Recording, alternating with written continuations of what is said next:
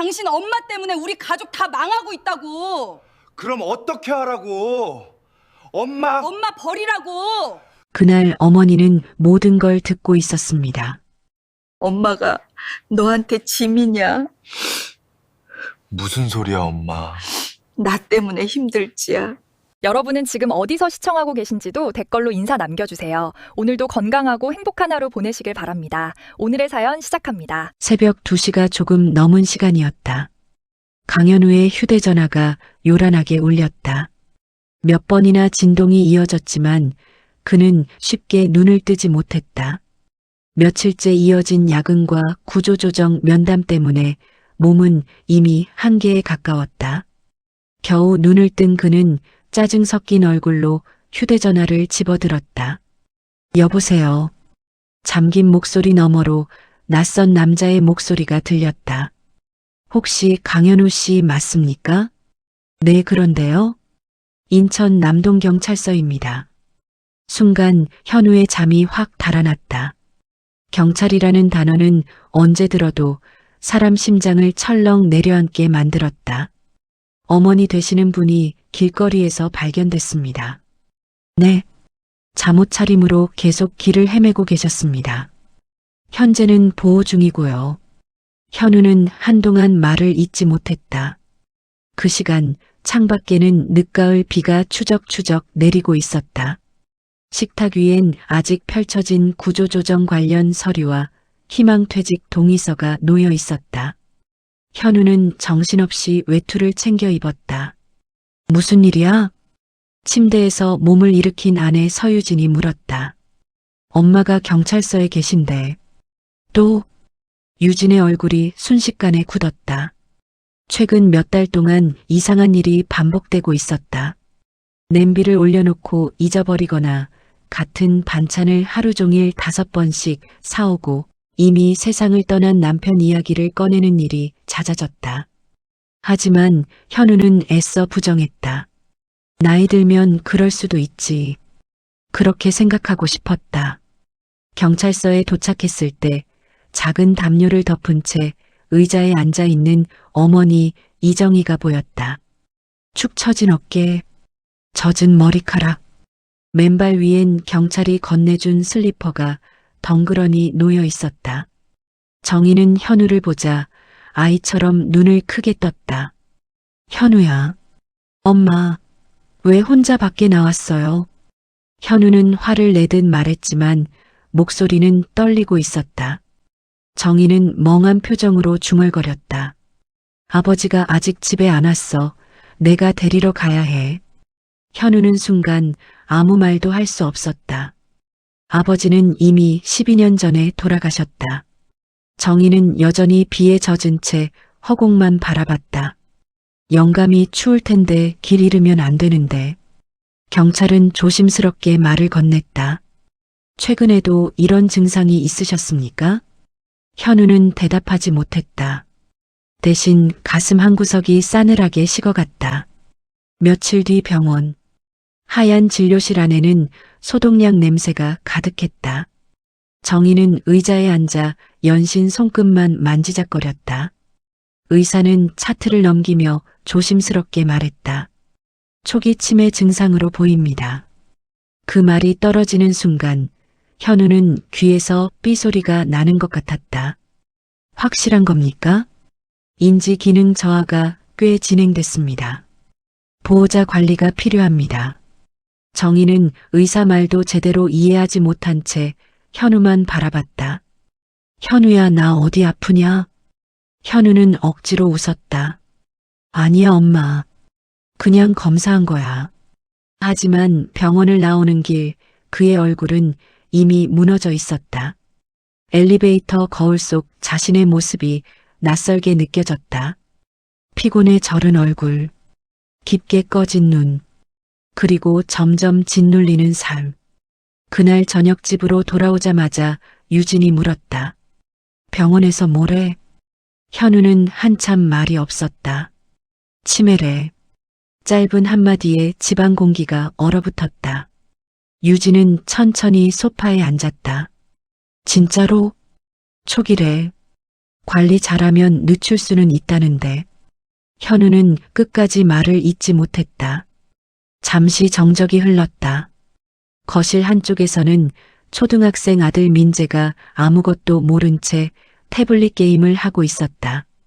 유진은 조심스럽게 물었다. 그럼 이제 어떻게 할 건데?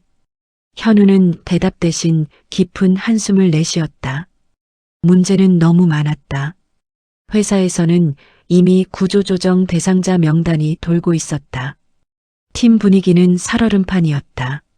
실적 압박은 심해졌고 임원들은 은근히 희망퇴직을 종용했다.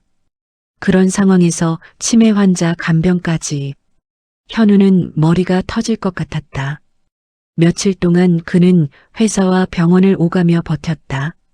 하지만 현실은 냉정했다. 정희는 혼자 두면 위험했다. 가스를 켜놓고 잊어버리는가 하면 새벽마다 현관문을 열고 나가려 했다. 결국 현우는 중요한 회의 도중 경찰 전화를 또 받게 됐다. 보호자분 빨리 오셔야 할 것 같습니다. 그날 임원은 싸늘한 얼굴로 말했다. 강 부장님, 회사도 상황이 어렵습니다. 현우는 그 말의 의미를 알았다. 며칠 후 그는 결국 사직서를 냈다. 사람들은 말했다. 대단하시네요. 요즘 누가 부모 간병하려고 회사를 그만둬요? 진짜 효자다. 하지만 현실은 칭찬처럼 아름답지 않았다. 통장 잔고는 빠르게 줄어들었다. 대출 이자는 매달 늘어났다. 아이 학원비와 생활비는 숨막히게 다가왔다. 무엇보다 유진이 점점 예민해졌다. 오늘도 민재 영어 학원비 밀린 거 알아? 알아. 내가 어떻게든 해볼게. 어떻게? 유진의 목소리가 날카롭게 떨렸다. 당신 지금 무직이야. 현우는 입을 다물었다. 그 역시 두려웠다. 그러나 더 힘든 건 어머니를 바라보는 일이었다. 정희는 하루에도 몇 번씩 같은 질문을 반복했다. 현우야, 오늘 학교 안 가냐? 48살 아들에게 하는 말이었다. 현우는 억지로 웃었다. 엄마, 나 회사 다녔잖아. 그래. 정희는 금세 잊어버리고 다시 물었다. 밥은 먹고 다녀야지. 그 말을 듣는 순간 현우는 이상하게 가슴이 먹먹해졌다. 어릴 적 새벽 시장에 나가던 어머니 모습이 떠올랐다. 겨울이면 손이 다 터져 피가 나면서도 김밥을 싸주던 사람. 그런 어머니가 이제는 자신의 이름조차 흐릿하게 기억하고 있었다. 어느 날 밤이었다. 정희는 거실 한쪽에 앉아 오래된 가족 사진을 붙들고 있었다. 현우야, 왜? 엄마가 너한테 짐이냐? 순간 현우는 아무 말도 하지 못했다. 정희는 불안한 눈빛으로 아들의 얼굴만 바라봤다. 현우는 억지 웃음을 지었다. 무슨 소리야, 엄마. 나 때문에 힘들지. 현우는 괜히 냉장고 문만 열었다 닫았다. 그리고 작게 말했다. 조금만 버티자. 하지만 그 말은 어머니를 위한 말인지 자신을 위한 말인지 그조차 알 수 없었다. 정희는 희미하게 웃었다. 그러나 현우는 보지 못했다. 그 순간 어머니 눈빛 깊숙한 곳에 아주 잠깐 스쳐 지나간 슬픔을. 겨울이 가까워질수록 집안 공기는 점점 무거워졌다. 처음에는 단순한 건망증이라고 생각했다. 나이가 들면 누구나 그럴 수 있다고 믿고 싶었다. 하지만 이정희의 이상한 행동은 하루가 다르게 심해지고 있었다. 아침에 밥을 먹고도 또 밥상을 찾았다.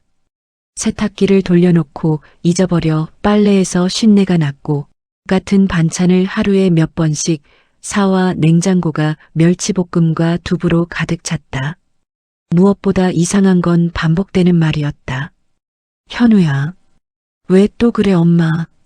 정희는 마치 누군가에게 쫓기기라도 하는 사람처럼 주변을 두리번거렸다. 그리고 낮은 목소리로 속삭였다. 통장 건드리면 안 된다. 현우는 한숨을 쉬었다. 엄마, 무슨 통장? 절대 아무한테도 주면 안 돼. 알았어. 이제 좀 쉬어. 하지만 정희는 몇 분 뒤 똑같은 말을 했다. 작은 방 장롱 밑 조심해야 해. 처음엔 현우도 웃어넘겼다. 치매 환자들은 같은 말을 반복한다고 했다. 병원에서도 인내심을 가지라고 했다. 하지만 문제는 그 말이 하루에도 수십 번씩 반복된다는 거였다. 아침에도, 점심에도, 새벽에도 통장 건드리면 안 된다. 장롱 밑을 조심해라. 누가 가져가면 안 된다. 마치 주문처럼 중얼거렸다. 현우는 점점 신경이 날카로워졌다. 회사까지 그만둔 뒤 그의 하루는 완전히 무너져 있었다. 아침이면 어머니 약부터 챙겨야 했고 외출이라도 하면 혹시 길을 잃을까 계속 전화기를 붙잡고 살아야 했다. 구직 사이트를 켜놓고도 제대로 이력서를 쓰지 못했다. 그러는 사이 통장 잔고는 빠르게 줄어들었다. 카드값 문자, 대출 이자 알림, 아이 학원비 독촉 메시지, 휴대전화 알림이 울릴 때마다 가슴이 철렁 내려앉았다. 그러나 정희는 그런 현실도 모른 채 같은 말만 반복했다. 현우야, 왜? 통장 잘 숨겨야 한다. 현우는 결국 짜증 섞인 목소리를 냈다. 엄마, 대체 무슨 통장인데? 정희는 깜짝 놀라 어깨를 움츠렸다. 그러더니 어린아이처럼 작게 말했다. 아버지가 남긴 거. 현우는 피곤한 얼굴로 머리를 쓸어넘겼다. 돌아가신 아버지는 평생 시장에서 좌판 장사를 하던 사람이었다. 남긴 재산 같은 건 없었다. 전세금 조금과 오래된 빌라 한 채. 그게 전부였다. 현우는 속으로 생각했다. 또 헛소리 시작이네. 그러나 이상하게도 정희는 돈 이야기만큼은 또렷했다. 날짜를 물으면 틀리고 손자 이름도 헷갈리면서 통장 이야기만 나오면 눈빛이 달라졌다. 그게 현우를 더 불안하게 만들었다. 어느 날 오후였다. 현우는 잠깐 마트에 다녀왔다. 집 문을 여는 순간 이상한 냄새가 코를 찔렀다. 탄 냄새였다. 순간 심장이 철렁 내려앉았다. 엄마. 부엌으로 뛰어간 현우는 얼어붙었다. 냄비에서는 시커먼 연기가 피어오르고 있었다. 가스불은 활활 켜져 있었고 냄비 안 음식은 완전히 새까맣게 타 있었다. 정희는 그 옆 식탁에 앉아 멍하니 허공만 바라보고 있었다. 엄마 지금 뭐 하는 거야? 현우는 급하게 가스불을 끄고 창문을 열었다. 연기가 집안 가득 퍼졌다. 그 소리에 유진도 놀라 뛰어나왔다. 어머 세상에. 민재는 무서운 표정으로 엄마 뒤에 숨었다. 현우는 참았던 화가 폭발했다. 이러다 집 다 태울 뻔했잖아요. 정희는 놀란 얼굴로 현우만 바라봤다. 내가 뭘 잘못했냐? 가스 켜놓고 잊어버렸잖아요. 아니 나는 엄마 때문에 지금 우리 가족 다 불안해 죽겠다고요. 순간 집안이 조용해졌다. 유진도 놀란 얼굴로 현우를 바라봤다. 정희는 아무 말 없이 입술만 떨었다. 마치 혼난 아이 같았다. 그리고 천천히 방 구석으로 몸을 숨겼다. 작게 웅크린 뒷모습이 유난히 작아 보였다. 민재는 겁먹은 얼굴로 속삭였다. 엄마 할머니 이상해. 유진은 아이를 안으며 말했다. 괜찮아. 이리 와. 하지만 민재는 더 이상 할머니에게 다가가지 않았다. 예전엔 같이 그림도 그리고 과자도 먹던 아이였다. 그런데 이제는 정희가 가까이 오면 슬금슬금 피했다. 할머니 또 이상한 말 할 거야. 그 말을 들은 순간 정희 눈빛이 흔들렸다. 하지만 아무도 그 표정을 오래 보지 않았다. 그날 이후 집 분위기는 급격히 차가워졌다. 유진은 점점 말수가 줄었다. 현우 역시 하루 종일 예민했다. 정희가 같은 말을 반복할 때마다 그는 한숨부터 쉬었다. 통장. 엄마 그만 좀 해. 장롱 밑. 알았다고 했잖아. 정희는 금세 풀이 죽었다. 그러면서도 밤만 되면 또 중얼거렸다. 빼앗기면 안 되는데. 어느 늦은 밤이었다. 거실불도 끄지 못한 채 현우는 소파에 앉아 있었다. TV에서는 뉴스 소리가 흘러나왔지만 내용은 귀에 들어오지 않았다. 그때 방문 틈 사이로 정희 목소리가 들렸다. 영감 내가 지키고 있어. 현우는 순간 움직임을 멈췄다. 정희는 혼잣말처럼 계속 중얼거렸다. 아무도 못 가져가게 내가 지켜야 해. 현우는 피곤한 얼굴로 눈을 감았다. 그는 그 말이 단순한 치매 증상이라고 생각했다. 하지만 그때까지만 해도 몰랐다. 그 반복되는 말 속에 가족 모두의 인생을 뒤집을 비밀이 숨어 있다는 걸. 겨울은 생각보다 빨리 찾아왔다. 차가운 바람이 오래된 빌라 창문 틈 사이로 스며들기 시작할 무렵 강현우의 삶도 조금씩 금이 가고 있었다. 처음엔 버틸 수 있을 거라 생각했다. 퇴직금이 조금 남아 있었고 실업급여도 신청해둔 상태였다. 어머니 병세도 아직 초기라고 했으니 어떻게든 시간만 지나면 괜찮아질 거라 믿었다. 하지만 현실은 그보다 훨씬 빨랐다. 병원비, 약가, 생활비, 대출이자. 돈은 숨쉬는 것보다 빠르게 빠져나갔다. 현우는 어느새 매일 아침 휴대전화 은행 앱부터 확인하는 사람이 되어 있었다. 남은 잔고를 볼 때마다 가슴이 턱 막혔다. 어느 날 아침이었다. 현우는 식탁에 앉아 보험 서류를 바라보고 있었다. 손에는 해약 신청서가 들려 있었다. 그때 유진이 물었다. 진짜 해약하려고? 현우는 대답 없이 고개만 끄덕였다. 그건 민재 대학 자금으로 모아둔 거잖아. 지금 당장 카드값 막을 돈도 없어. 유진은 입술을 깨물었다. 현우는 애써 담담한 척했지만 손끝이 떨리고 있었다. 10년 넘게 부은 보험이었다. 아들 미래를 위해 차곡차곡 쌓아왔던 돈. 하지만 이제는 미래를 생각할 여유조차 없었다. 결국 그는 해약 버튼을 눌렀다. 그 순간 이상하게도 심장이 내려앉는 기분이 들었다. 마치 인생 하나를 포기한 것 같았다. 하지만 그 돈도 오래가지 못했다. 며칠 뒤에는 결국 은행 대출 창구까지 찾아갔다. 추가 대출은 쉽지 않으실 수 있습니다. 은행 직원의 기계적인 목소리가 귓가를 때렸다. 현재 무직 상태시고 기존 대출도 있으셔서. 현우는 연신 고개를 숙였다. 조금만 더 안 될까요? 그 순간만큼은 자존심 같은 것도 없었다.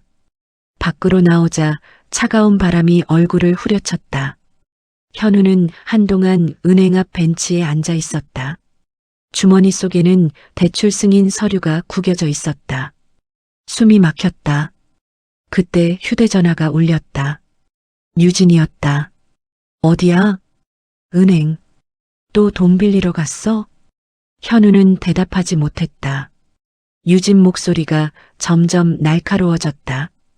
당신 지금 상황이 어떤지 알아? 알아. 몰라. 당신 하나도 몰라. 현우는 피곤한 얼굴로 눈을 감았다. 그러나 유진의 분노는 이미 한계에 가까워져 있었다.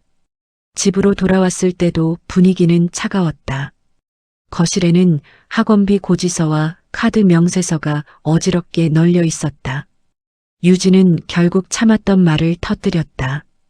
당신 엄마 때문에 우리 가족 다 망하고 있다고.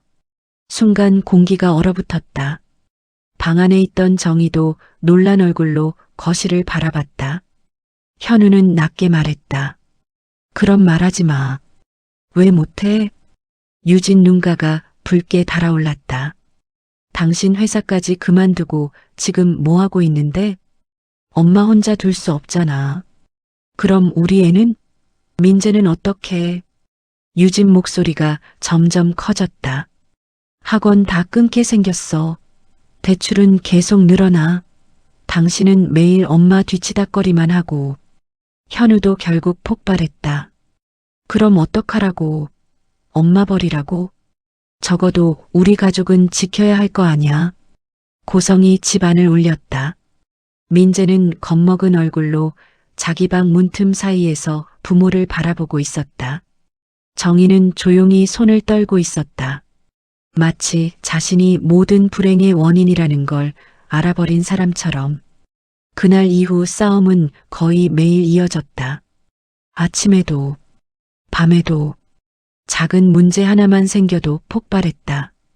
전기세 또 밀렸어. 내가 알아서 한다고 했잖아. 언제까지 알아서 할 건데? 현우는 점점 예민해졌다. 정희가 같은 말을 반복해도 짜증부터 났다. 현우야, 왜 또? 통장? 엄마 제발 좀. 현우는 자신도 모르게 버럭 소리를 질렀다. 정희는 놀라 입을 다물었다. 그 모습이 꼭 혼난 아이 같았다.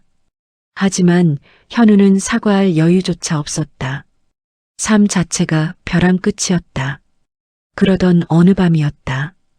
유진은 조용히 여행용 가방을 꺼냈다.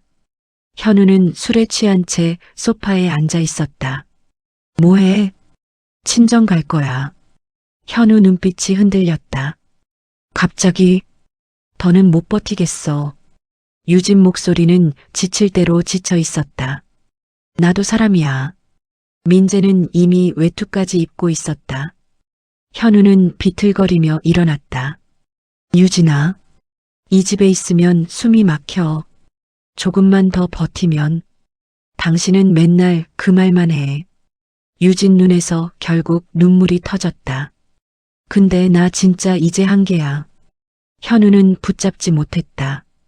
붙잡을 자신도 없었다. 유진은 현관문 앞에서 마지막으로 차갑게 말했다. 당신은 평생 엄마 옆에서 살아. 쾅! 문 닫히는 소리가 집안을 울렸다. 그 순간 집이 텅 빈 것처럼 느껴졌다. 현우는 한동안 움직이지 못했다. 거실엔 정적만 남아 있었다. 그리고 방문 틈 사이로 어머니 이정희가 조용히 서 있었다. 정희는 아무 말도 하지 않았다. 하지만 아들의 눈빛을 보고 있었다. 원망, 지침, 후회, 분노, 그 모든 감정이 뒤엉킨 눈빛. 현우는 결국 술병을 집어들었다. 처음엔 잠이 오지 않아서였다. 하지만 점점 술 없이는 하루를 견디지 못하게 됐다. 늦은 밤 술에 취한 채 거실에 누워있으면 정희가 조용히 다가왔다. 현우야, 밥은 먹었냐? 현우는 귀찮다는 듯 몸을 돌렸다. 됐어. 속 버린다. 좀 가만히 있어, 엄마. 그 말에 정희는 조용히 입을 다물었다. 현우는 점점 어머니를 짐처럼 느끼기 시작했다. 왜 하필 우리 가족에게 이런 일이 생겼는지 원망스러웠다. 어머니만 아니었으면 회사를 그만두지 않았을 테고, 아내도 떠나지 않았을 테고, 삶이 이렇게 무너지지도 않았을 거라고 생각했다. 하지만 정희는 알고 있었다. 아들이 자신을 바라보는 눈빛이 달라졌다는 걸. 그래서였다. 그날 밤 정희는 아무도 없는 거실에서 오래된 가족 사진을 꺼내 들었다. 그리고 아주 작은 목소리로 중얼거렸다. 미안하다, 우리 아들. 밤새 비가 내리고 있었다. 낡은 빌라 창문 틈으로 스며든 빗소리는 이상하리만큼 음산했다. 거실 시계 초침 소리마저 크게 들릴 정도로 집안은 조용했다. 강현우는 소파에 비스듬히 누운 채 술병을 들고 있었다. 이미 빈 소주병이 바닥에 2개 굴러다녔다. 얼굴은 벌겋게 달아올라 있었고 셔츠 단추는 반쯤 풀려 있었다. TV에서는 심야 뉴스가 흘러나왔지만 그는 제대로 보고 있지 않았다. 그저 멍하니 천장만 바라보고 있었다. 머릿속은 엉망이었다. 떠나버린 아내, 무너진 직장, 밀려드는 카드값, 그리고 점점 이상해지는 어머니. 숨이 막혔다. 현우는 거칠게 얼굴을 쓸어내렸다. 그때였다. 방 안에서 익숙한 목소리가 또 들려왔다. 통장 건드리면 안 된다. 현우는 눈을 질끈 감았다. 또 시작이었다. 하루에도 수십 번 반복되는 말. 작은 방 장롱 밑 조심해야 해. 현우는 결국 짜증 섞인 웃음을 터뜨렸다. 진짜 미치겠네. 그는 술병을 내려놓고 비틀거리며 일어났다. 그리고 작은 방 쪽으로 걸어갔다.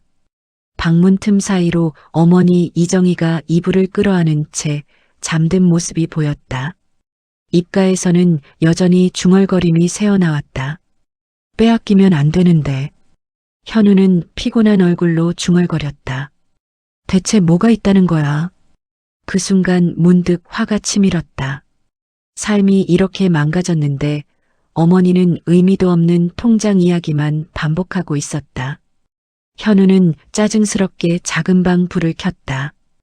오래된 형광등이 몇 번 깜빡거리더니 희미하게 방 안을 비췄다. 작은 방은 오래전 아버지가 쓰던 공간이었다. 낡은 장롱, 빛바랜 이불장, 먼지 쌓인 선풍기, 시간이 멈춘 것 같은 방이었다. 현우는 한숨을 쉬며 장롱 아래를 내려다봤다. 여기 뭐가 있다고. 처음엔 그냥 확인만 하고 끝낼 생각이었다. 그런데 손끝에 뭔가 딱딱한 게 걸렸다. 현우는 미간을 찌푸렸다. 뭐야? 그는 무릎을 꿇고 장롱 밑을 더듬기 시작했다. 손끝에 차가운 쇠 느낌이 닿았다.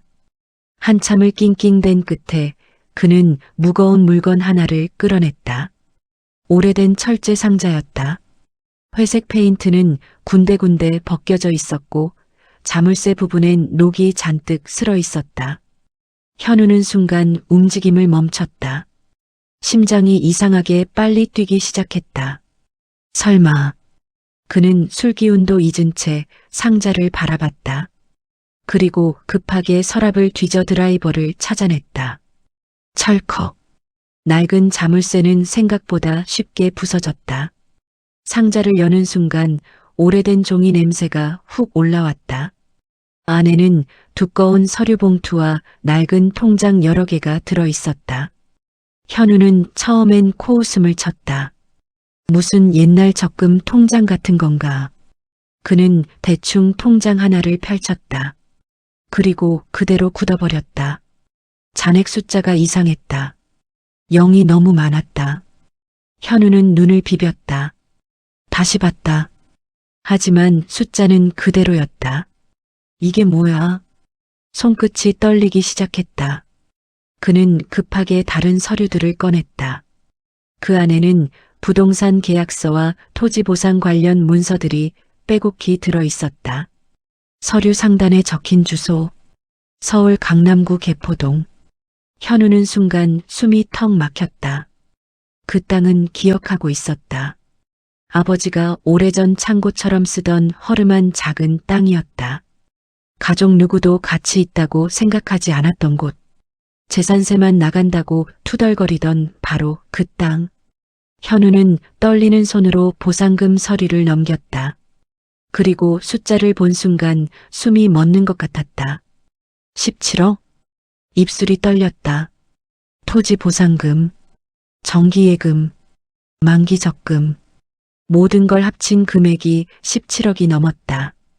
현우는 한동안 아무 움직임도 하지 못했다. 귓가에서 빗소리만 크게 울렸다. 믿기지 않았다. 평생 가난하게만 살았던 부모였다. 시장 좌판 깔고 살던 아버지와 새벽마다 김밥 말던 어머니. 그런 사람들이 이런 돈을 숨기고 있었다니. 현우는 허탈하게 웃었다. 말도 안 돼. 그러나 서류는 너무나 진짜였다. 은행 직인, 재개발 보상 공문, 실명 계좌, 모두 실제였다. 그 순간 현우 머릿속이 복잡하게 뒤엉키기 시작했다. 17억? 그 돈이면 모든 게 해결될 수 있었다. 밀린 대출도, 카드값도, 아들 학원도, 다시 새 아파트로 이사 갈 수도 있었다. 어쩌면 유진도 돌아올지 몰랐다. 현우는 자신도 모르게 숨을 거칠게 몰아쉬었다. 심장이 빠르게 뛰었다. 희망과 욕망이 한꺼번에 밀려왔다. 그리고 바로 그 순간이었다. 등 뒤에서 낮고 조용한 목소리가 들렸다. 찾았구나. 현우는 그대로 얼어붙었다. 천천히 뒤를 돌아봤다. 방문 앞에 이정희가 서 있었다. 헝클어진 머리, 얇은 잠옷 차림. 그런데 이상했다. 평소처럼 흐릿한 눈빛이 아니었다. 정희는 너무도 또렷한 눈으로 아들을 바라보고 있었다. 현우는 목이 바짝 말랐다. 엄마. 정희는 천천히 방 안으로 들어왔다. 그리고 철제 상자를 내려다봤다. 마치 그 순간이 올 걸 이미 알고 있었다는 사람처럼. 결국 열어봤네. 현우는 아무 말도 하지 못했다. 정희는 작게 한숨을 내쉬었다. 그 통장 아무한테도 보여주면 안 되는 건데. 현우는 떨리는 목소리로 물었다. 엄마, 이게 다 뭐야? 정희는 잠시 침묵했다. 창밖 빗소리가 조용히 방 안을 채웠다. 그리고 정희는 아주 천천히 입을 열었다. 내 아버지가 죽기 전에 남긴 거다. 현우는 눈을 떼지 못했다. 정희는 상자를 바라보며 말했다. 평생 숨기고 살았다. 사람 무서워서. 그 순간 현우 마음속에서 이상한 감정이 피어오르기 시작했다. 충격, 안도, 그리고 아주 깊은 곳에서 꿈틀거리기 시작한 욕망. 현우는 처음으로 어머니를 바라보며 생각했다. 이 돈 정말 내 인생을 바꿀 수 있겠구나. 방 안 공기가 순식간에 얼어붙었다. 빗소리는 여전히 창문을 두드리고 있었지만 강현우 귀에는 아무것도 들리지 않았다. 그의 시선은 오직 방문 앞에 서 있는 어머니 이정희에게만 고정돼 있었다. 정희는 천천히 방 안으로 들어왔다. 얇은 잠옷 차림, 헝클어진 머리, 굽은 허리. 모습은 평소와 다를 게 없었다. 그런데 눈빛만은 달랐다. 흐릿하고 불안하던 노인의 눈이 아니었다. 너무도 또렷하고 차갑고 깊었다. 현우는 자신도 모르게 뒤로 한 걸음 물러났다. 엄마. 정희는 철제 상자를 내려다보며 낮게 말했다. 결국 찾았구나. 현우 목이 바짝 말랐다. 손에는 아직 통장이 들려 있었다. 그는 자신이 뭘 잘못한 아이처럼 숨이 막혀왔다. 이게 대체 뭐예요? 정희는 한참 동안 대답하지 않았다. 대신 방 안을 천천히 둘러봤다. 오래된 장롱, 빛바랜 벽지, 그리고 바닥 위에 흩어진 서류들. 마치 아주 오랫동안 숨겨온 비밀을 마주한 사람 같았다. 정희는 천천히 입을 열었다. 내 아버지가 죽기 전에 남긴 거다. 현우는 떨리는 목소리로 물었다. 왜 이런 걸 숨겼어요? 정희는 허탈하게 웃었다. 사람이 무섭더라. 짧은 말이었다. 하지만 그 안엔 긴 세월이 담겨 있었다.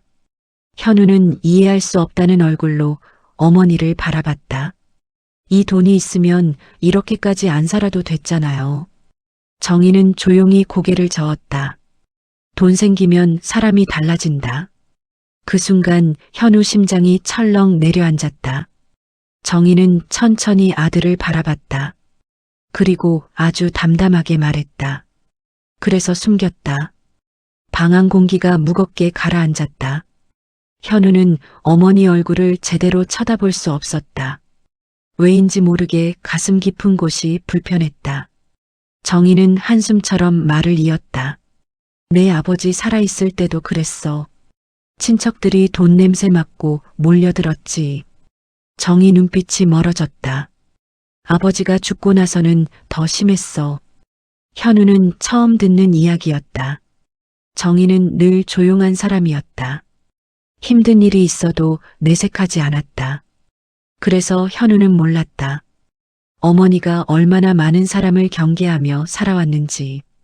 정희는 철제 상자 위를 천천히 쓰다듬었다. 이 돈 알면 결국 사람들 다 변할 것 같더라. 그 순간 현우 머릿속이 복잡하게 흔들렸다. 유진 얼굴이 떠올랐다. 17억? 그 돈이면 모든 걸 되돌릴 수 있었다. 빚도 갚고 집도 사고 가족도 다시 모을 수 있었다. 그런 생각이 스치는 순간이었다. 정희가 조용히 말했다. 그래서 너도 지켜봤다. 현우는 눈썹을 찌푸렸다. 뭐요? 정희는 그의 얼굴을 가만히 바라봤다. 내가 어떤 사람 되는지. 순간 현우 표정이 굳었다. 정희는 아주 천천히 입을 열었다. 치매 아닌 날도 많았다. 정적이 흘렀다. 현우는 그 말을 이해하지 못했다.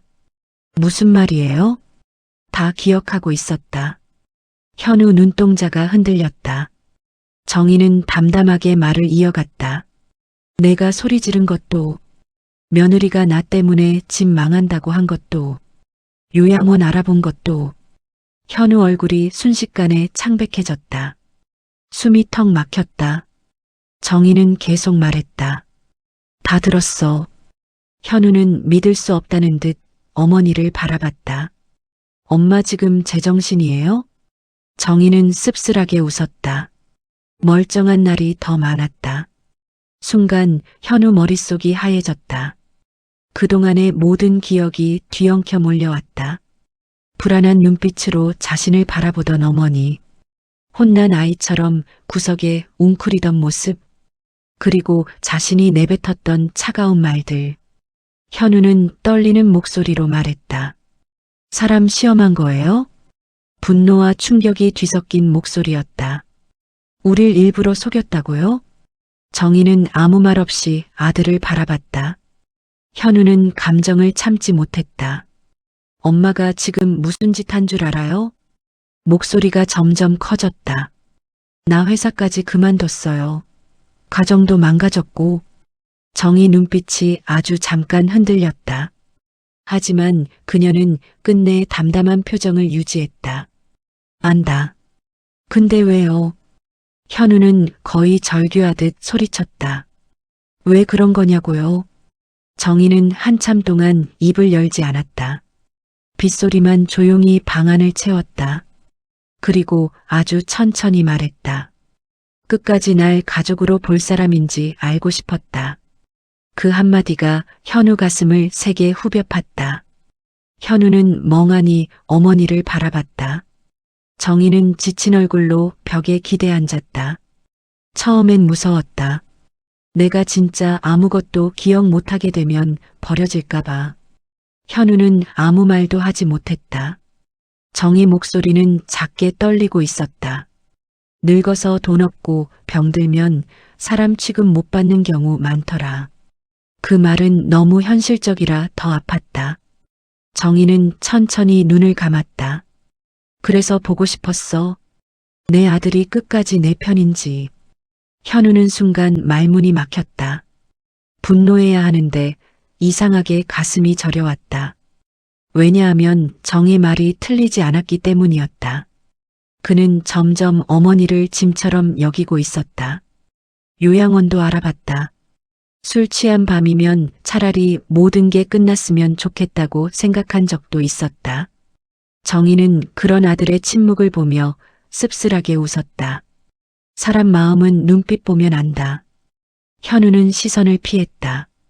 정희는 천천히 손을 뻗어 철제 상자를 닫았다. 철컥. 낡은 쇠소리가 조용히 울렸다. 그리고 아주 낮은 목소리로 말했다.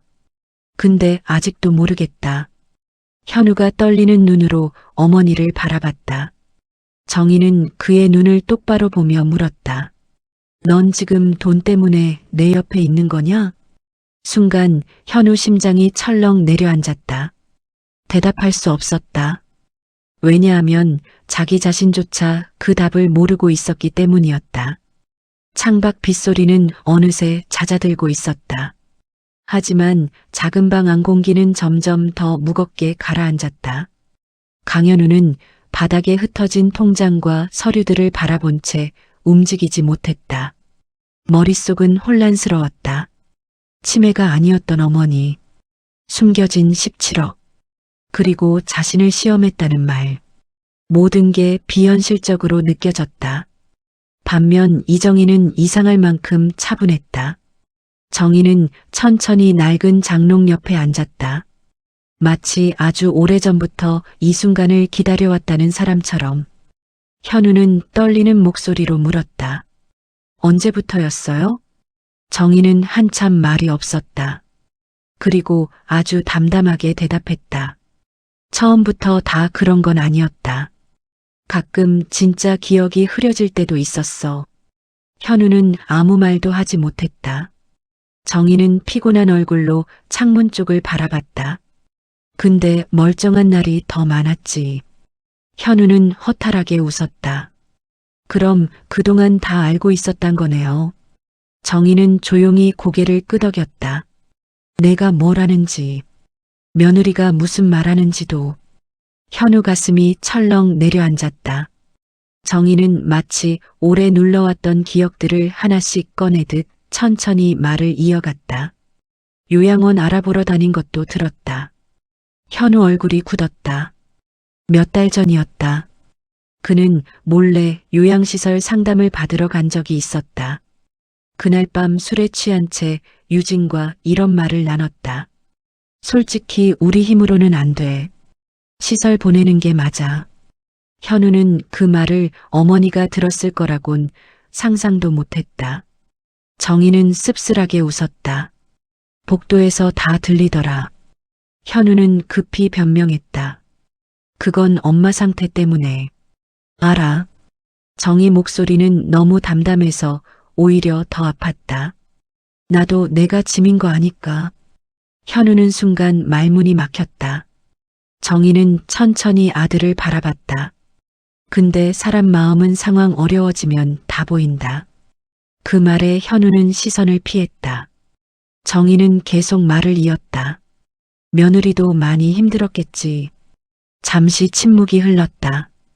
그리고 정희는 아주 조용히 말했다. 근데 그 말은 아직도 기억난다. 현우 심장이 철렁 내려앉았다. 언제 죽냐고 했던 거. 현우 눈동자가 흔들렸다. 그날이었다. 유진이 부엌에서 울면서 말했었다. 도대체 언제까지 이러고 살아야 해? 사람 미치겠어. 차라리 빨리 돌아가시면. 끝까지 듣지 못했었다. 하지만 정희는 들었던 것이다. 현우는 떨리는 목소리로 말했다. 그건 화나서 한 말이었어요. 정희는 작게 웃었다. 알아. 진심은 아니었어요. 그래도 상처는 되더라. 현우는 아무 말도 할 수 없었다. 정희는 한동안 입을 다물고 있었다. 그러다 아주 힘겹게 말을 이었다. 민재도 나 무서워했지. 그 말에 현우 가슴이 내려앉았다. 손자 민재는 원래 할머니를 잘 따르던 아이였다. 퇴근하면 정희 무릎에 기대과자를 먹었고 그림도 같이 그렸다. 하지만 치매 증상이 심해진 뒤부터 달라졌다. 할머니 또 이상한 말해. 냄새 이상해. 무서워. 아이는 점점 할머니를 피했다. 정희는 조용히 말했다. 문 뒤에서 들었다. 현우는 고개를 숙였다. 애가 어린데 뭘 알겠어요. 그래. 애는 죄 없지. 정희는 천천히 손등을 쓸었다. 그 주름진 손 위로 세월이 그대로 남아 있었다. 근데 제일 무서웠던 건 너였다. 현우는 움찔했다. 정희는 아들의 얼굴을 똑바로 바라봤다. 처음엔 내 눈이 안 그랬어. 근데 점점 변하더라. 현우 숨이 턱 막혔다. 정희 목소리는 조용했지만 날카로웠다. 귀찮다는 눈, 지쳤다는 눈, 차라리 내가 없어졌으면 좋겠다는 눈.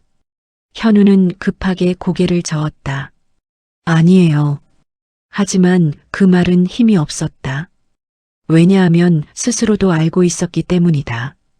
어느 순간부터 그는 어머니를 사람으로 보기보다 문제처럼 생각하고 있었다. 병원비, 약가, 실수, 사고, 간병, 그 모든 부담의 중심에 늘 어머니가 있었다. 현우는 결국 얼굴을 감싸쥐었다. 저도 사람인데 어떡합니까? 목소리가 갈라졌다. 나도 너무 힘들었어요. 정희는 한동안 아무 말도 하지 않았다. 그리고 아주 낮게 물었다. 그래서 버리고 싶었냐? 현우는 그대로 굳어버렸다. 정희는 담담하게 말했다. 돈 없었으면 넌 날 버렸겠지. 그 한마디가 비수처럼 꽂혔다. 현우는 반사적으로 말했다. 아니에요. 하지만 곧 입을 다물었다. 정말 아니라고 자신할 수 없었기 때문이다. 만약 그 철제 상자가 없었다면, 만약 17억이 없었다면, 자신은 결국 어머니를 요양원에 보내고 조금씩 멀어졌을지도 몰랐다. 아니, 어쩌면 이미 마음속으로는 버리고 있었는지도 몰랐다. 현우는 숨조차 제대로 쉬어지지 않았다. 정희는 그런 아들을 조용히 바라봤다. 그래도 이해는 한다. 현우 눈가가 흔들렸다. 사람은 원래 자기 살기 바쁘니까. 그 말은 위로처럼 들리지 않았다. 오히려 더 처참했다. 정희는 천천히 몸을 일으켰다. 그리고 낡은 가족사진 하나를 꺼냈다. 젊은 시절의 현우가 활짝 웃고 있었다. 작은 운동회 사진이었다. 정희는 사진을 쓰다듬으며 말했다. 어릴 땐 내가 세상 제일 착한 애였다. 현우는 결국 고개를 들지 못했다. 엄마, 근데 살아가면서 다 변하더라. 정희 목소리는 슬프도록 담담했다. 돈 때문에, 먹고 사는 것 때문에. 현우는 처음으로 깨달았다. 자신이 무너진 건 가난 때문만이 아니라는 걸. 그는 가장 사랑해야 할 사람을 짐처럼 여기기 시작했고 그것조차 당연하다고 생각하고 있었다. 그리고 어머니는 그걸 다 보고 있었다. 현우는 끝내 아무 말도 하지 못했다. 그저 바닥만 바라봤다. 마치 처음으로 자기 안의 가장 추악한 얼굴을 마주한 사람처럼. 비는 그친 뒤였다. 하지만 집안 공기는 여전히 눅눅하고 차가웠다. 강현우는 며칠째 잠을 제대로 자지 못하고 있었다. 눈만 감으면 철제 상자 안에 가득 들어있던 통장 숫자가 떠올랐다. 17억? 그 숫자는 이상할 정도로 사람 마음을 흔들었다. 처음엔 충격이었다. 그 다음은 안도감이었다. 그리고 지금은 욕망이었다. 현우는 스스로도 인정하고 싶지 않았지만 어느 순간부터 계산하기 시작했다. 빚을 갚고도 남는 돈, 강남 아파트 전세, 민재학원, 다시 시작할 사업. 머릿속은 점점 돈으로 가득 차기 시작했다. 반면 어머니 이정희는 전보다 더 조용해졌다. 마치 모든 걸 이미 포기한 사람 같았다. 정희는 하루 종일 창밖만 바라봤다. 그리고 가끔씩 씁쓸한 눈빛으로 아들을 바라봤다. 현우는 그 시선을 견디기 어려웠다. 그래서 더 자주 밖으로 나갔다. 더 늦게 들어왔다. 그리고 더 많이 술을 마셨다. 그러던 어느 날 밤이었다. 현우는 결국 휴대전화를 들었다. 한참 망설인 끝에 유진 번호를 눌렀다. 신호음이 길게 이어졌다. 여보세요.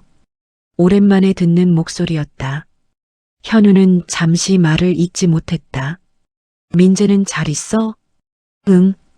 짧고 차가운 대답. 현우는 괜히 마른 침을 삼켰다. 너는 무슨 일인데? 유진 목소리는 여전히 경계로 가득했다.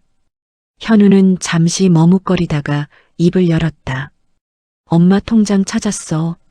전화기 넘어가 순간 조용해졌다. 무슨 통장? 현우는 낮은 목소리로 말했다. 재산이 있었어. 그리고 아주 천천히 덧붙였다. 17억 정도. 그 순간 전화기 너머 숨소리가 멈춘 듯했다. 몇 초간 침묵이 이어졌다. 그러다 유진 목소리가 달라졌다. 뭐? 현우는 벽에 기대 눈을 감았다. 강남 쪽 재개발 보상금이래. 유진은 믿을 수 없다는 듯 숨을 들이켰다. 진짜야? 응. 그 짧은 대답 뒤로 이상한 침묵이 흘렀다. 그리고 현우는 느꼈다. 유진의 태도가 바뀌고 있다는 걸. 조금 전까지 차갑던 목소리가 미세하게 부드러워졌다. 그럼 이제 상황 괜찮아지는 거야? 현우는 대답하지 못했다.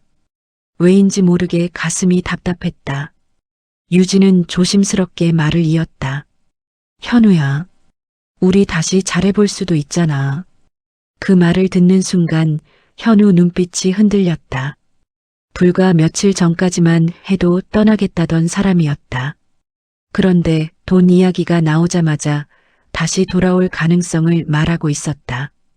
현우는 씁쓸한 웃음을 지었다. 갑자기 유진은 잠시 침묵했다. 그리고 낮게 말했다. 솔직히 나도 무서웠어.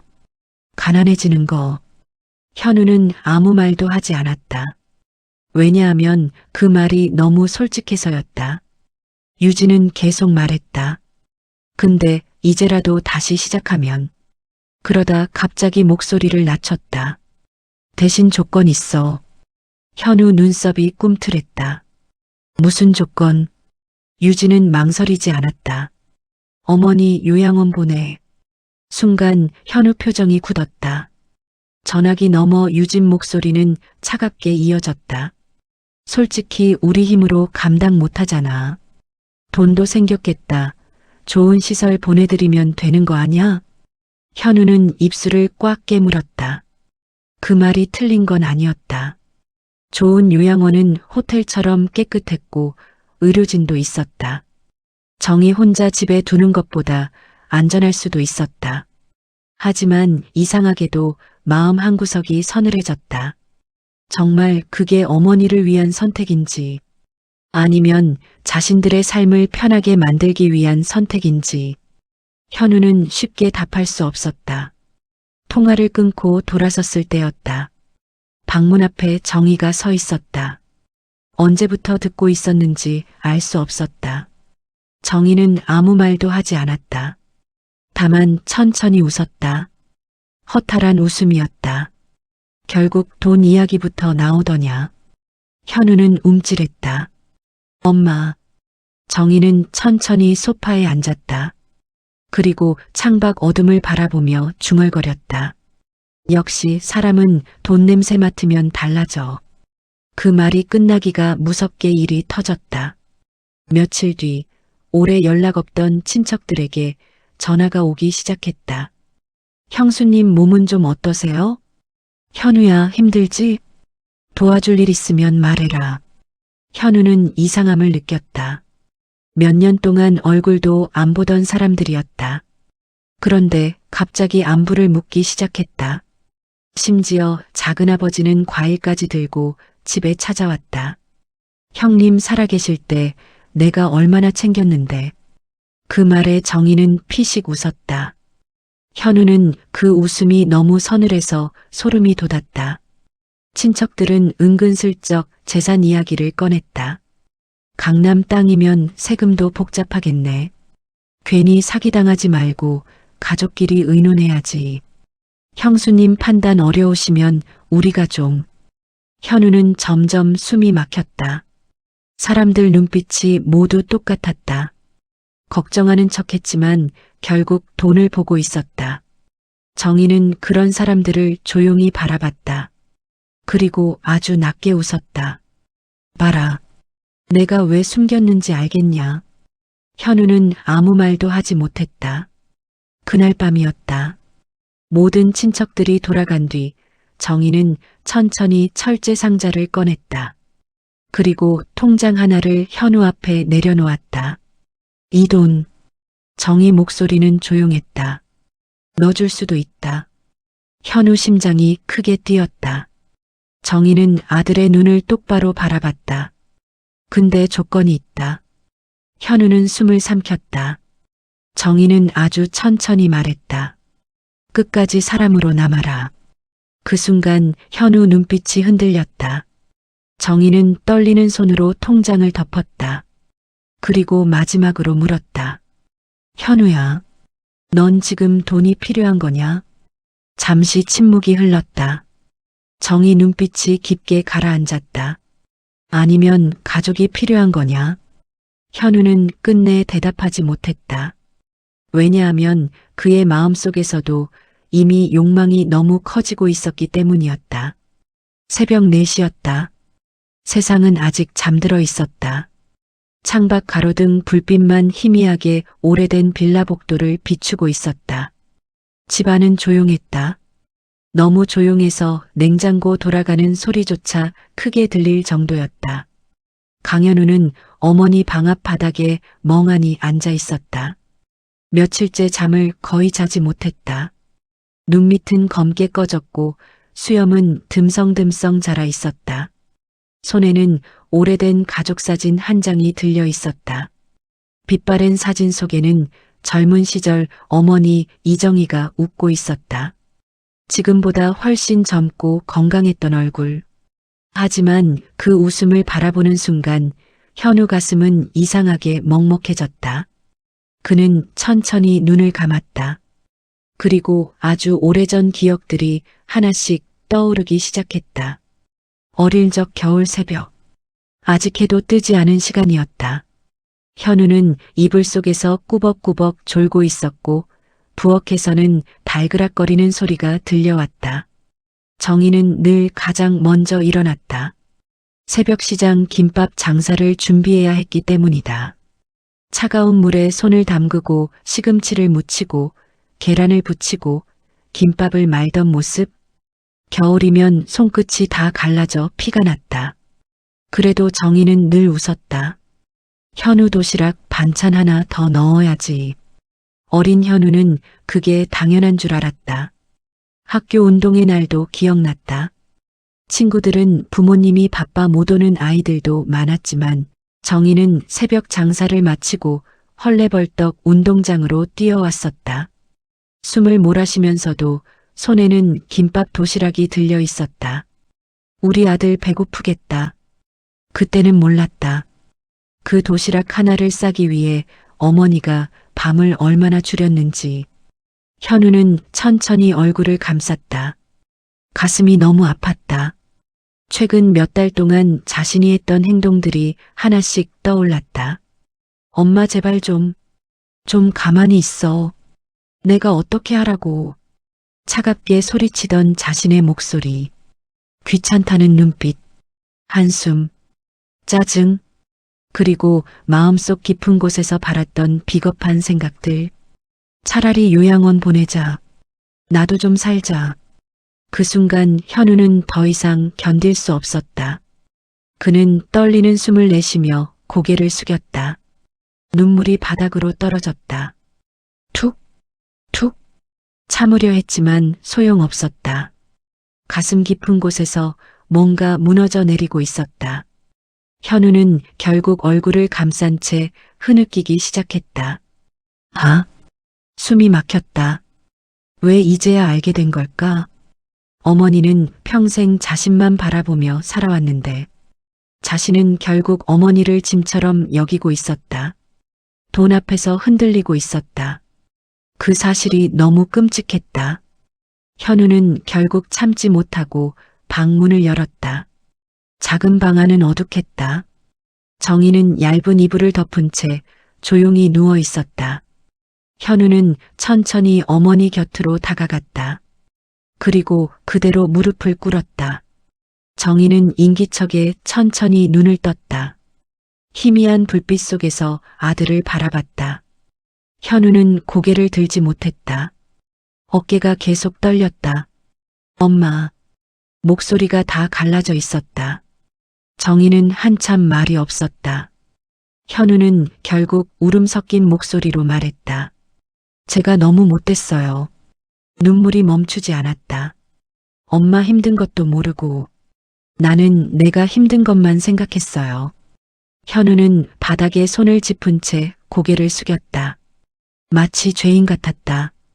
엄마 버리고 싶었던 적도 있었어요. 그 순간 정희 눈빛이 조용히 흔들렸다. 현우는 흐느끼며 말을 이었다. 돈 없었으면 진짜 그랬을지도 몰라요. 자기 입으로 뱉으면서도 너무 비참했다.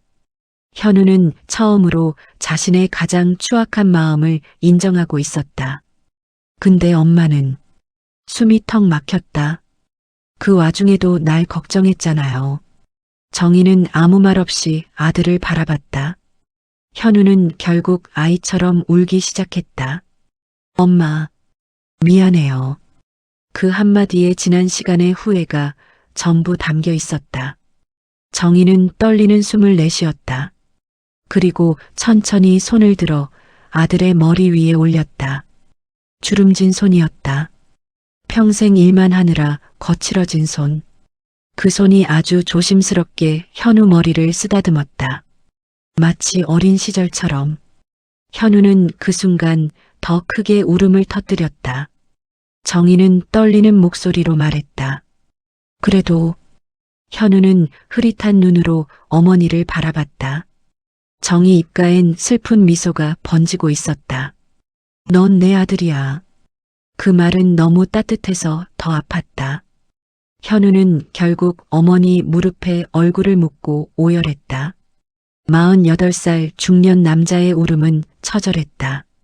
정희는 아무 말 없이 아들의 등을 천천히 두드렸다. 창밖에서는 어느새 새벽빛이 조금씩 올라오고 있었다. 어둠이 아주 천천히 걷히고 있었다. 현우는 흐느끼며 생각했다. 자신은 지금까지 돈이 인생을 지켜준다고 믿었다.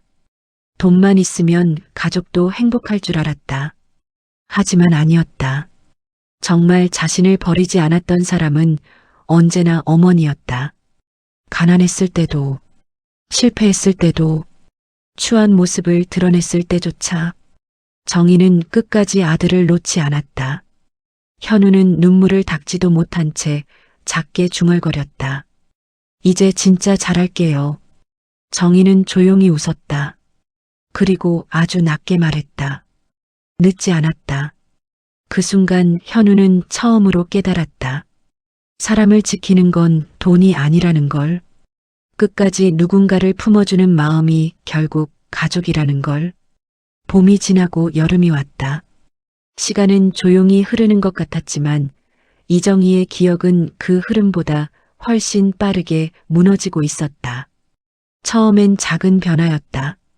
아침에 먹은 약을 잊어버리고 화장실 위치를 헷갈렸다.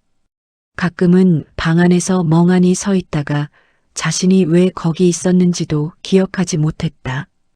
현우는 처음엔 애써 괜찮다고 생각했다. 오늘만 그런 거겠지. 하지만 아니었다.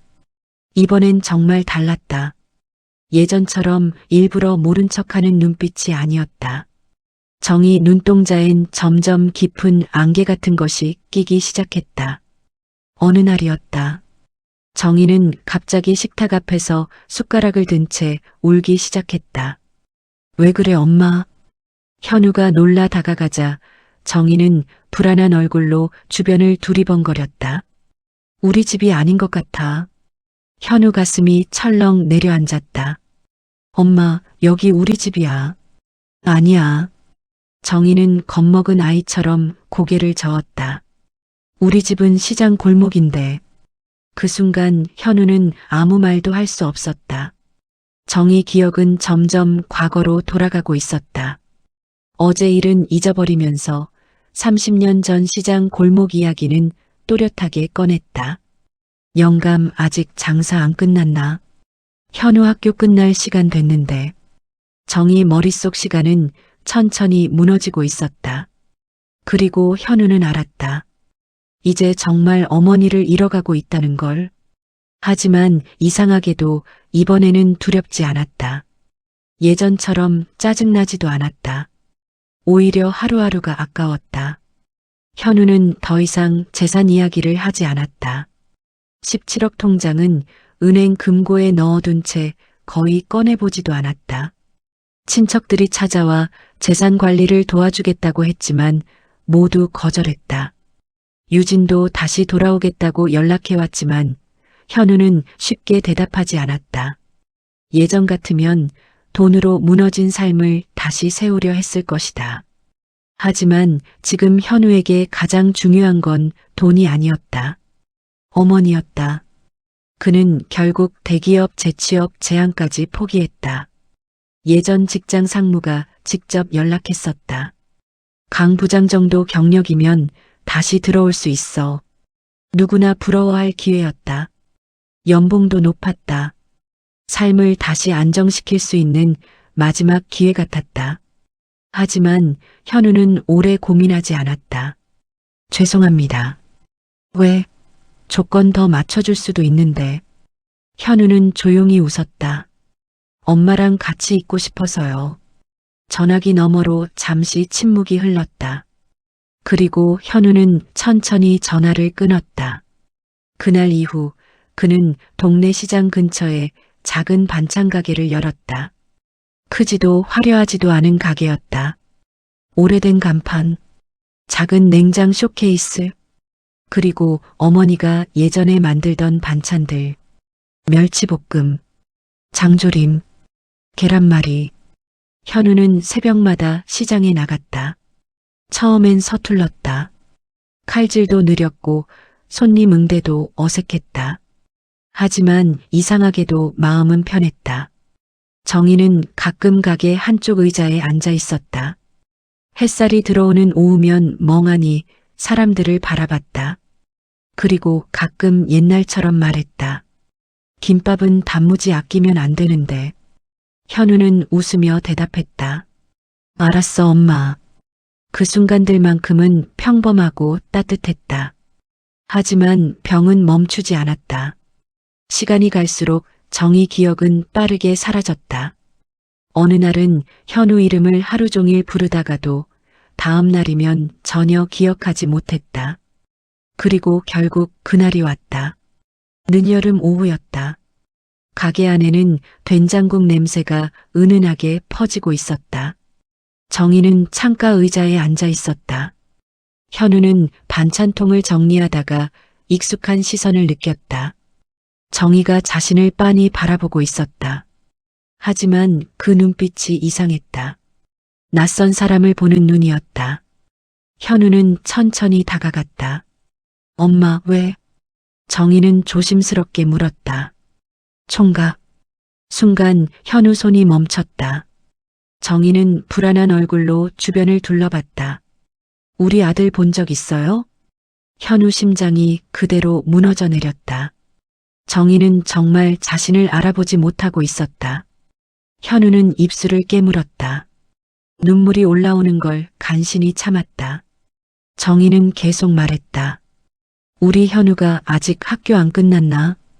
현우는 억지로 웃었다. 그리고 아주 천천히 말했다. 곧 올 거예요.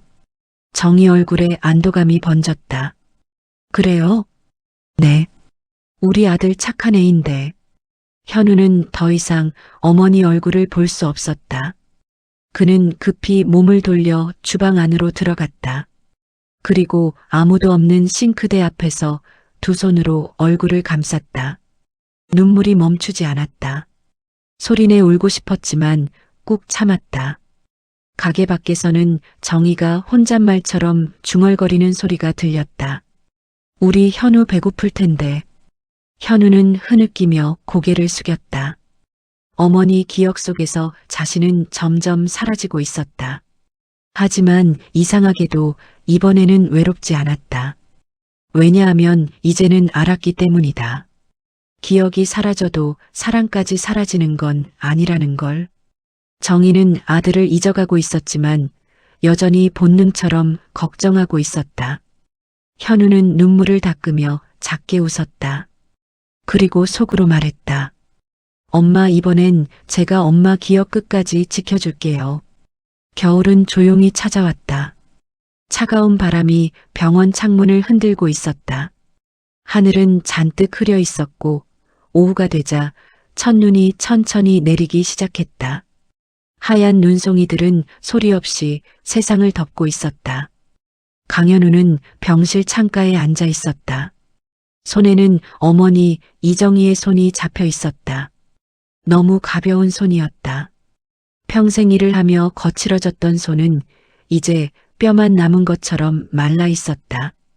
병실 안에는 희미한 소독약 냄새가 감돌았다. 심장 박동 소리가 일정하게 울리고 있었고 창밖에서는 눈이 끝없이 흩날렸다. 정희는 창밖만 바라보고 있었다. 이미 기억 대부분이 사라진 뒤였다. 며칠 전부터는 물도 제대로 넘기지 못했고 말도 거의 하지 않았다. 가끔 눈을 떠도 현우를 알아보지 못했다. 하지만 이상하게도 현우는 이제 조급하지 않았다. 억지로 기억을 붙잡게 하지도 않았다. 그저 곁에 있었다. 손을 잡아주고 물수건으로 얼굴을 닦아주고 어릴 적 자신이 들었던 자장가를 조용히 흥얼거렸다. 마치 역할이 바뀐 것 같았다. 평생 자신을 돌보던 사람이 이제는 가장 약한 모습으로 누워 있었다. 현우는 가만히 어머니 얼굴을 바라봤다.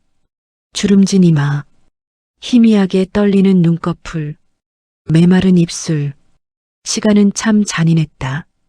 하지만 동시에 너무 따뜻하기도 했다. 왜냐하면 이제야 어머니 삶이 얼마나 깊었는지 조금은 이해할 수 있었기 때문이다. 그때였다. 정희 입술이 아주 작게 움직였다. 현우. 현우는 급히 몸을 가까이 숙였다. 엄마. 정희 시선은 여전히 창밖에 머물러 있었다. 마치 아주 먼 곳을 바라보는 사람 같았다. 그리고 희미한 목소리로 중얼거렸다. 우리 현우. 현우 눈가가 금세 붉어졌다. 정희는 어린아이처럼 천천히 말을 이었다. 착한 애인데. 그 순간 현우는 더 이상 참지 못했다. 고개를 숙인 채 눈물이 쏟아졌다. 이미 자신이 누군지도 제대로 기억하지 못하는데, 세상이 어떻게 변했는지도 모르는데, 어머니 마음속에는 아직도 아들 걱정만 남아 있었다. 현우는 떨리는 손으로 어머니 손을 꼭 붙잡았다. 엄마. 목이 메어 더 이상 말이 나오지 않았다.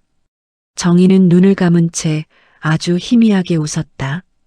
그리고 천천히 말했다. 밥은 먹고 다녀야지. 그 말은 평생 들어온 말이었다. 어릴 적 학교 가기 전에도, 군대 가던 날에도, 회사 야근하던 시절에도 어머니는 늘 같은 말을 했다. 밥은 먹고 다니라고. 그 단순한 말 안에 얼마나 많은 사랑이 담겨 있었는지 이제야 알 것 같았다. 현우는 결국 어머니 손등 위에 얼굴을 묻고 흐느꼈다. 엄마 미안해요. 눈물이 멈추지 않았다. 재산 때문에 흔들렸던 자신, 어머니를 짐처럼 생각했던 시간, 돈만 있으면 행복할 줄 알았던 어리석음, 모든 게 한꺼번에 밀려왔다. 하지만 정희는 끝까지 아들을 미워하지 않았다. 조건 없이 사랑했다.